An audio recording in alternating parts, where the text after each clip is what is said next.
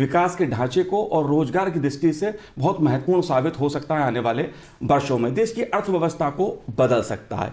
साथ ही गति शक्ति योजना, उसका भी हिस्सा रेल मंत्रालय है। अगर मैं आधारभूत ढांचे की बात करूं तो किस तरह देश की जो विकास की गति है उसको गति मिलेगी, वो भी रेल मंत्रालय के कंधों पर है। जिम्मेदारी अश्विनी वैष्णव जी की है, इसलिए सीधा उन्हीं से बात करेंगे।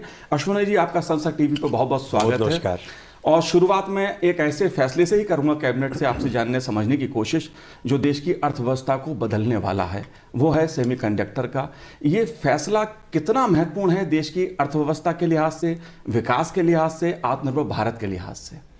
देखिए, आज जीवन में हम जो कुछ भी उपयोग कर रहे हैं, चाहे घर के अंदर कोई अप्लायंस हो, चाहे कार हो, चाहे रेलवे का इंजन हो, सभी में इलेक्ट्रॉनिक्स है। और इलेक्ट्रॉनिक्स के पीछे मूल होता है सेमीकंडक्टर चिप्स। जी। तो सेमीकंडक्टर की मैन्युफैक्चरिंग देश के लिए बहुत ही महत्वपूर्ण है, इकोनॉमी के लिए बहुत ही महत्वपूर्ण है। प्राइम मिनिस्टर नरेंद्र मोदी जी ने, प्रधानमंत्री जी ने एक विजनरी स्टेप लिया है और एक ऐसा कॉम्प्रिहेंसिव प्रोग्राम अप्रूव किया है जिसमें पूरा सेमीकंडक्टर का इकोसिस्टम डेवलप होता है। और डेवलपमेंट केवल शॉर्ट टर्म, मीडियम टर्म नहीं, बल्कि 20 साल के टाइम फ्रेम पे प्रधानमंत्री जी ने इसको डेवलप करने के हिसाब से इसमें निर्णय लिए। जी। तो ये निर्णय क्या है और सेमीकंडक्टर क्या है? सेमीकंडक्टर बेसिकली सिलिकॉन से बनता है। ये देखिए, ये है वेफर। ये वेफर, इसके ऊपर बहुत ही बारीकी से, ये सिलिकॉन का होता है, इसके ऊपर बहुत ही बारीकी से चिप इसके ऊपर प्रिंट होती है। ऐसी बारीकी से नैनोमीटर में। नैनोमीटर का मतलब, अगर हम अपने हेयर का डायमीटर देखेंगे, इससे भी हजारों गुना बारीक, इतना बारीकी से इसके ऊपर होती है। फिर बहुत ही कॉम्प्लेक्स तरीके से उस चिप को निकाला जाता है। चिप को निकाल के उसको फिर बॉडी दी जाती है। जी। बॉडी में इसका कंप्लीट बॉडी हुई, इसके कूलिंग सिस्टम हुआ, पावर सप्लाई हुई, इसके लेग्स हुए, वो सब चीज़ें, राइट। फिर इस चिप को सर्किट के अंदर डाला जाता है। आप देख रहे हैं, ये सर्किट के अंदर चिप है। फिर ये सर्किट जाता है किसी न किसी डिवाइस में, जैसे ये फ़ोन है, जैसे आपका कैमरा है, जैसे कोई रेलवे का इंजन है, उस सब में सर्किट फिर अंदर जाता है, राइट।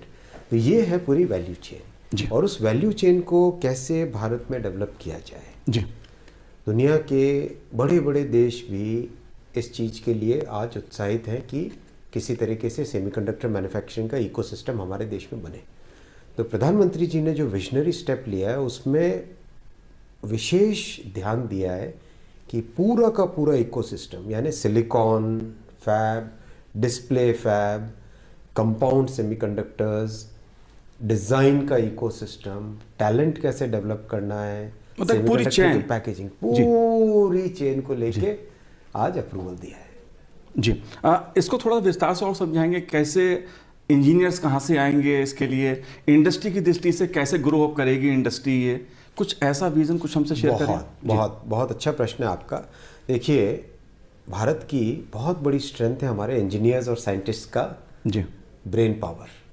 इस ब्रेन पावर से आज देश में ऑलरेडी 20,000 से ज़्यादा डिज़ाइन इंजीनियर्स काम कर रहे हैं सेमीकंडक्टर की डिज़ाइनिंग पे। क्यों ना वो खुद अपना IPR बनाए, क्यों ना खुद अपने डिज़ाइन बनाए, क्यों ना खुद अपने स्टार्टअप्स बनाए।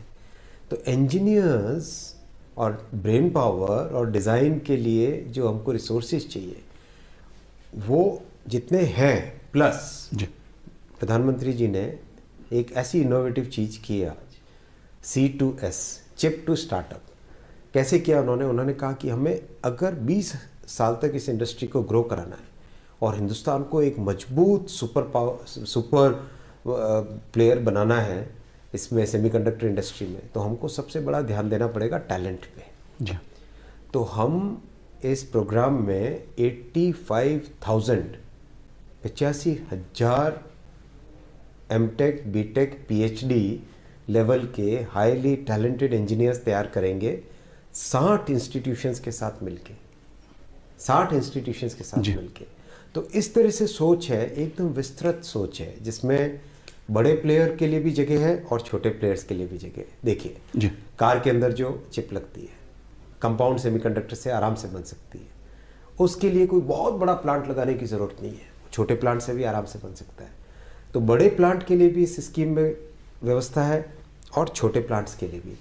हमारा अंदाज़ा है कि कम से कम 15 छोटे प्लांट, और मुझे आशा है जिस तरह का रिस्पॉन्स है इंडस्ट्री से, ये संख्या 15 की संख्या 40 भी हो सकती है। इतना अच्छा रिस्पॉन्स है।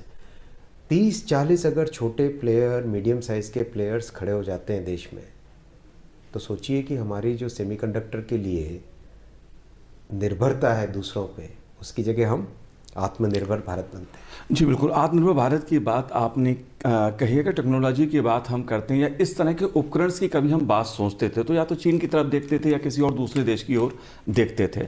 अगर वैश्विक अर्थव्यवस्था की दृष्टि से मैं बात करूं तो शायद यही सब चीज़ें थीं जिनके चलते जो दूसरे देश हैं, चाहे मैं चीन की बात करूं या अमेरिका की बात करूं, अर्थव्यवस्था उनकी तेज़ी से आगे बढ़ी। चूँकि हमारी भी अर्थव्यवस्था ग्रोइंग अर्थव्यवस्था है, उस लिहाज से हमें क्या बदलाव देखने को और मिल सकते हैं? क्योंकि प्रधानमंत्री जी का देश की इकोनॉमी को लेकर भी एक विज़न है, एक लक्ष्य उन्होंने निर्धारित किया है, उसे आप कैसे देखते हैं? देखिए, सेमीकंडक्टर इंडस्ट्री इलेक्ट्रॉनिक्स इंडस्ट्री का एक इंटीग्रल पार्ट है। जी। आज से 10 साल पहले भारत में इलेक्ट्रॉनिक्स मैन्युफैक्चरिंग बहुत कम थी, नहीं के बराबर थी।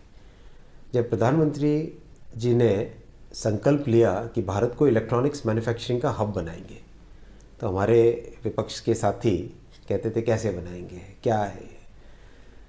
आज देखिए, आज की तारीख में $75 बिलियन की, यानी 5.5 लाख करोड़ की इलेक्ट्रॉनिक्स मैन्युफैक्चरिंग की इंडस्ट्री है। दुनिया में सबसे बड़ा मोबाइल फ़ोन मैन्युफैक्चरिंग प्लांट कहाँ पर है? हिंदुस्तान में।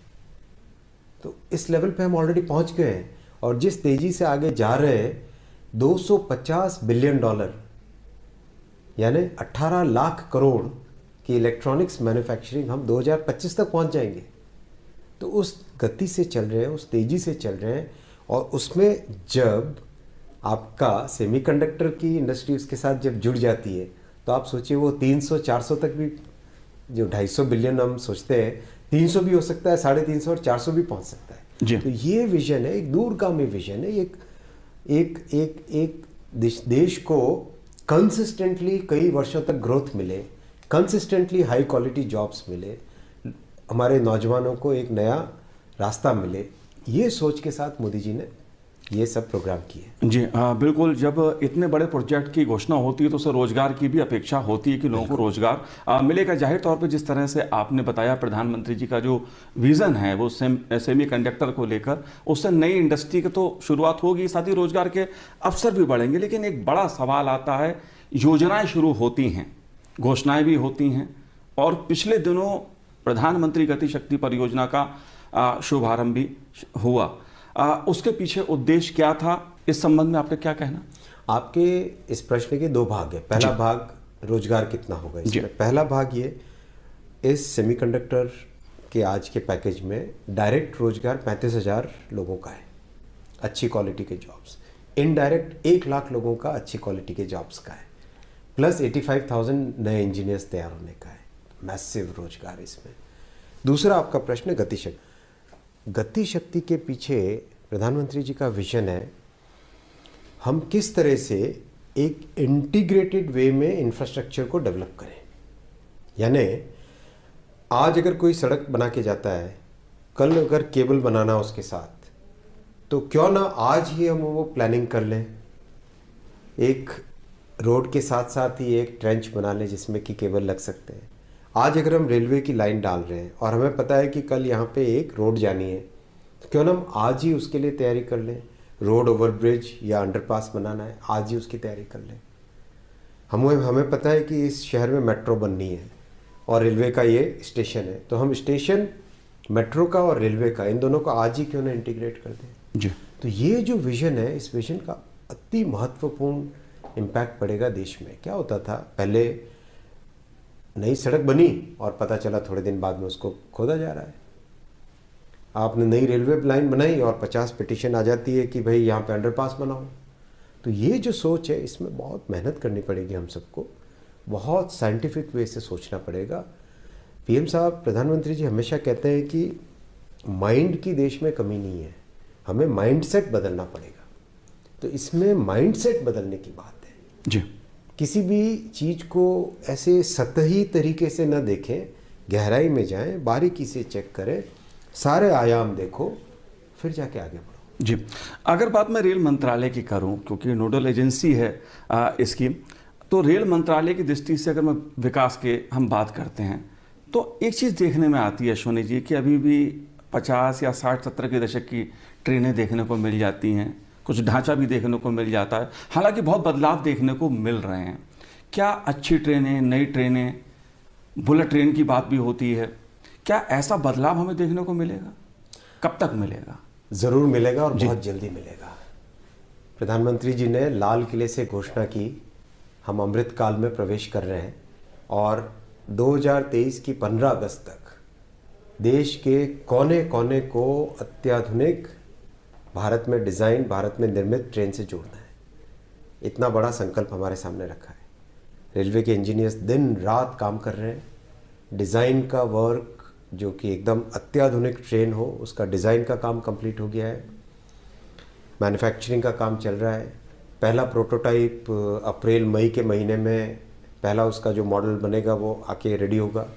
उसको ट्रेन पे उसको ट्रैक्स पे चलाएंगे, 2-3 महीने उसकी टेस्टिंग करेंगे। सितंबर अक्टूबर अगले साल के 2022 के सितंबर अक्टूबर से इसका सीरीज प्रोडक्शन चालू हो जाएगा, यानी हर महीने 4 या 5 ट्रेन्स फैक्ट्री से निकलनी चालू हो जाएंगी जी। तो अगले 2023 तक प्रधानमंत्री जी का जो संकल्प है उसको हम लोग जी जान से मेहनत करके पूरा करेंगे, देश के कोने कोने को अत्याधुनिक ट्रेन से जोड़ देगा। जी, अगर स्टेशंस की बात मैं करूं तो स्टेशंस में 2-3 स्टेशंस को बदलता हुआ तो देश देख रहा है कि अच्छी सुविधाएं में मिली और अच्छे से उनका बदलाव हो रहा है। क्या इसके आगे भी कोई योजना है? बिल्कुल है, बिल्कुल है। या ये 3-4 स्टेशन ही तक? बिल्कुल नहीं। देखिए, प्रधानमंत्री जी का विजन है रेलवे के लिए कि पहला जो पैसेंजर्स का एक्सपीरियंस है वो बदलना चाहिए। आज हम 21वीं शताब्दी में हैं, दुनिया के साथ आज हम कंधे से कंधा मिला के चलते हैं, तो हमें हमारे पैसेंजर्स के लिए ऐसी ट्रेन्स हो, ऐसे स्टेशंस हो जो दुनिया में जहाँ पर भी वर्ल्ड क्लास लेवल हो उस बेंचमार्क के साथ मैच करते हो। तो अभी तक जो स्टेशन बने उससे हमने बहुत कुछ सीखा है, क्योंकि स्टेशन बहुत कॉम्प्लेक्स बिल्डिंग है जी। उसके वाइब्रेशंस, ट्रेन जब चलती है उसके वाइब्रेशंस, उसके टेम्परेचर कंट्रोल, उसके इन आउट, उसके कॉन्कोर्स, उसके कंप्लीट उसकी डिज़ाइन बड़ी कॉम्प्लेक्स डिज़ाइन होती है। तो उससे एक्सपीरियंस से सीख के आज हम इस परिस्थिति में है कि बहुत जल्दी डिज़ाइन कंप्लीट होते ही 40 के आसपास स्टेशंस के निर्माण की तैयारी में लग जाएंगे। हम लोग काम चालू कर लेंगे, जल्दी चालू कर लेंगे, बहुत जल्दी जी। इतनी तैयारी है। केवल वहीं पे रुकना नहीं है, रुकना वहाँ पे नहीं है। देखिए, मैं आपको बड़ी इंटरेस्टिंग बात बताता हूँ। जी। स्टेशन की डिज़ाइन चल रही है, हम लोगों ने फीडबैक दिए, रिव्यूज़ हुए। पीएम साहब ने रात में 11 बजे फ़ोन किया और बोले, देखो अश्विनी, हम 50 साल के लिए बना रहे हैं ये स्टेशन, कहीं पे कोई शॉर्टकट नहीं रहना चाहिए।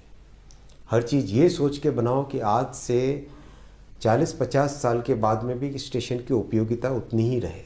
यानी उस समय की पॉपुलेशन कितनी होगी, उस समय शहर के दोनों तरफ में, एक स्टेशन के दोनों तरफ अगर शहर डेवलप हो गया है तो दोनों साइड का सोचो। इधर से लेफ्ट, नॉर्थ से साउथ जाना है, ईस्ट से वेस्ट जाना है अगर शहर को, तो वो कनेक्टिविटी स्टेशन दे देना चाहिए जी। इस तरह की सोच है।